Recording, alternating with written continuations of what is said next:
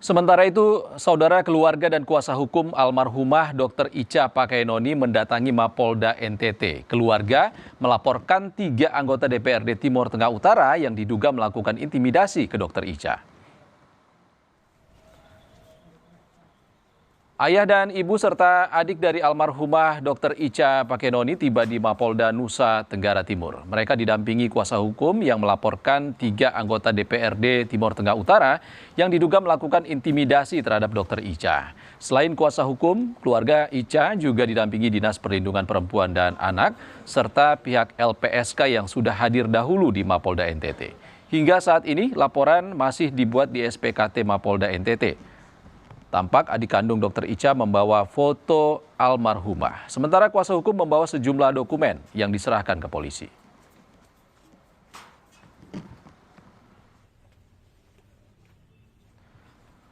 Dan saudara, keluarga dan kuasa hukum Dr. Icha Pakaenoni sudah tiba di Mapolda NTT. Lalu bagaimana situasi terkini di sana? Kita sudah terhubung dengan jurnalis Kompas TV, Citos Natun di Kupang, Nusa Tenggara Timur. Selamat siang.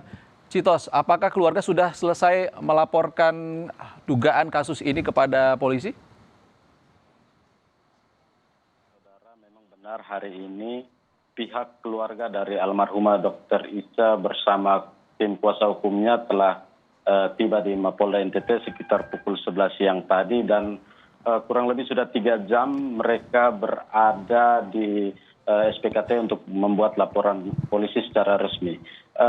Untuk diketahui sendiri, Iksan dan juga saudara, memang tadi kami melihat kuasa hukum dari Dr. Icha sendiri membawa sejumlah dokumen yang memang dipakai atau digunakan untuk membuat laporan ini karena menurut informasi yang kami peroleh dari tim kuasa hukumnya bahwa sebelum laporan dibuat di Mapolda NTT ini memang Dr. Icha terlebih dahulu telah membuat semua kronologi yang dituangkan dalam sebuah dokumen yang kemudian dilaporkan ke Badan Kehormatan di DPRD TTU dan juga ke Dinas Kesehatan TTU.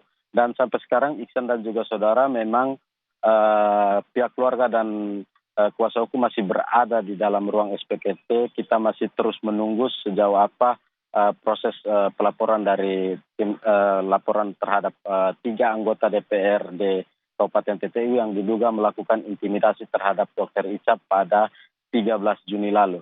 Dan kalau kita melihat Iksan dan juga saudara, tadi kami sempat berbincang dengan Wakil Direktorat PPA dan PPO Polda NTT. Beliau menegaskan bahwa polisi sudah melakukan sejumlah rangkaian pemeriksaan terhadap sejumlah saksi dan juga 3 anggota DPRD dari Kabupaten TTU. Dan memang polisi juga sudah mengantongi sejumlah alat bukti berupa rekaman CCTV dan juga handphone serta surat wasiat yang memang ditinggalkan oleh almarhumah Dr. Icha. Dan untuk kasus ini Polda NTT menyiapkan satu pasal yang dikenakan atas kasus ini yakni pasal 530 dari KUHP terbaru. Dan kita masih menunggu seperti apa proses penanganan kasus ini dan juga seperti apa laporan yang sudah dilakukan oleh pihak keluarga dan kuasa hukum dari Dr. Icha sendiri. Iskan. Cito, singkat saja siapa yang dilaporkan oleh keluarga Dr. Icha dan apa sebenarnya temuan baru dari tim investigasi gabungan? Baik, untuk yang dilaporkan Iksan dan juga saudara, tadi kami berkoordinasi dengan tim kuasa hukum dari keluarga Dr. Icha bahwa yang dilaporkan adalah 3 anggota DPRD Kabupaten Timur Tengah Utara yang diduga melakukan intimidasi terhadap Dr. Icha saat menangani pasien gigitan ular pada tanggal 13 Juni lalu di Rumah Sakit Leona Kehamnanu. Dan untuk temuan terbaru kami masih akan melakukan update karena sampai sekarang tim keluarga dan juga tim kuasa hukum dari Dr. Icha sendiri belum keluar dari ruang SPKT dan sampai saat ini kami masih terus menunggu untuk mengupdate informasi terbaru pada pemirsa. Iksan. Baik, terima kasih Citos Natun langsung dari Kupang, Nusa Tenggara Timur. Terima kasih Citos.